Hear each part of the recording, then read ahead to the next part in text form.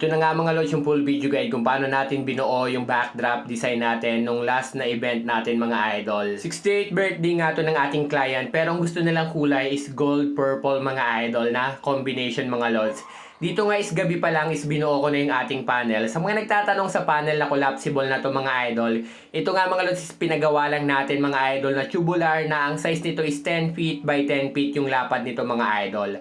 At sa mga nagtatanong sa sequence panel na ginamit natin dito, 24 pieces lang po yung nagamit ko rito. Sinadya ko talagang butas sa kaliwang side or right side mga idol kasi maglalagay talaga tayo ng purple na fabric para combination din ng balloons natin.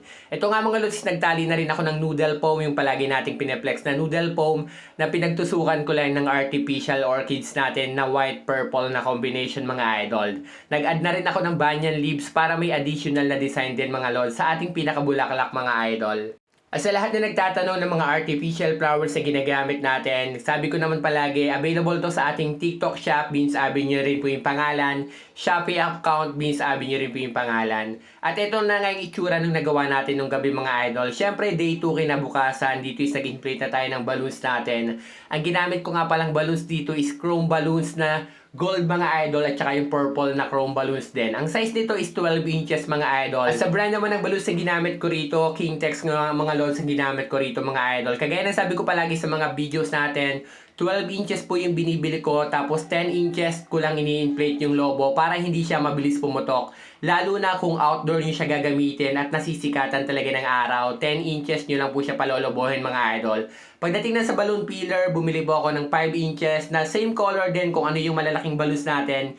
Yun din po yung balloons na ginamit ko mga idol para i-attach natin sa bawat kulay ng malalaking balloons. Dito nga mga lods, wala akong ginamit na tali. Balloons sa balloons lang po yung pinagtalian natin dito para mabuo natin yung bi-cluster mga idol. At eto na yung simpleng backdrop design natin. Kapag nakalagay na yung pinakalobo natin mga idol, dito is maglalagay na lang tayo ng balloon peeler kagaya ng sabi ko.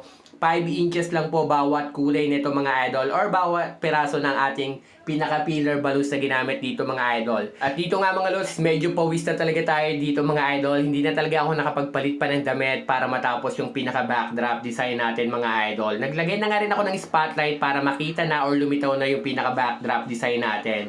At syempre yung last ko nga palang ginawa rito, lobo nga pala ako ng ating foil balloons na explosion mga lods na syempre dagdag decoration din sa pinaka backdrop design natin ay kinakabit mga idol yan.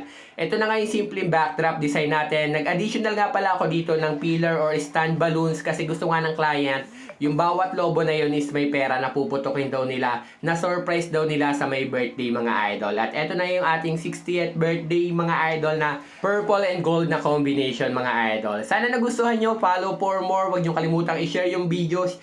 Siyempre, congratulations po sa napili natin sa 2 meters by 3 meters na grass carpet. Ipopost ko na lang po yung pangalan sa sunod nating video mga idol. Follow for more, huwag nyo kalimutang i-share po yung mga videos natin. Comment down below na lang po kung may tanong pa kayo. Hanggang dito na nga lang po mga idol. Marami pong salamat.